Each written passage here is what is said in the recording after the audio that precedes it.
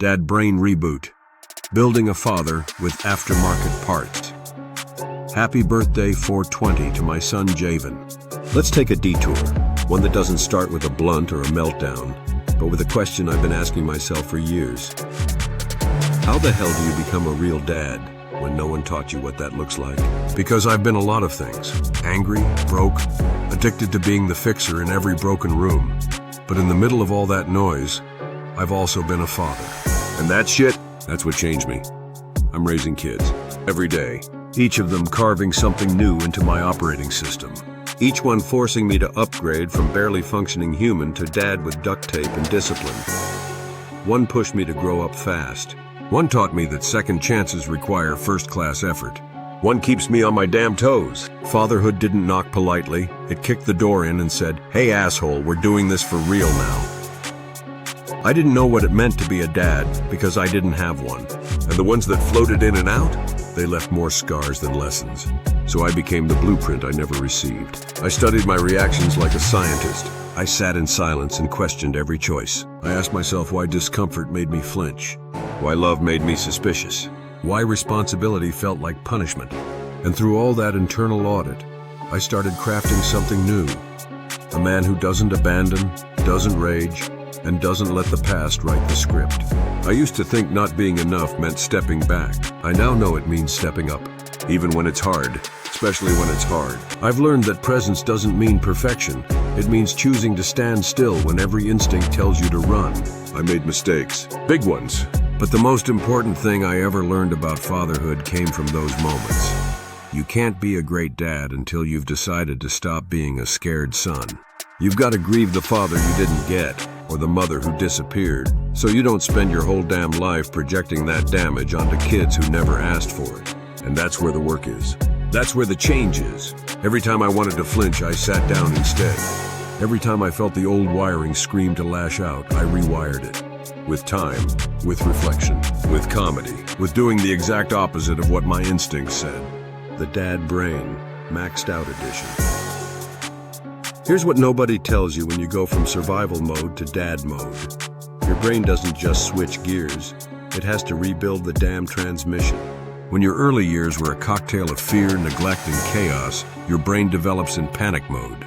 The amygdala, that primal alarm bell in your head, it's a gym rat, overdeveloped, always flexing. The hippocampus, your memory and emotional regulator, it's like a busted filing cabinet. And the prefrontal cortex, the decision maker, the rational voice. It's underfunded, understaffed, and running on fumes. So when fatherhood shows up, the wiring doesn't match the assignment. You don't instinctively know how to soothe a child because you were never soothed. You don't know how to sit in discomfort without blowing up because your discomfort was either ignored or punished. And yet, you have to learn. Fast. Being a dad, especially a present, evolving, all-in dad, is like doing brain surgery on yourself while juggling rent, parenting apps, and emotional debt.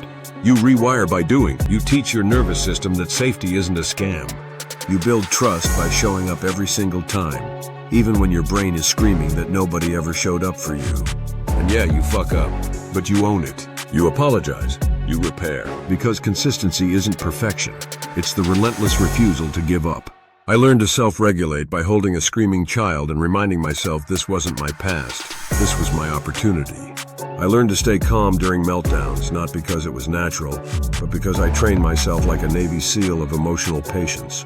I read books. I studied behavior. I overanalyzed my own bullshit until I could smell the patterns from a mile away.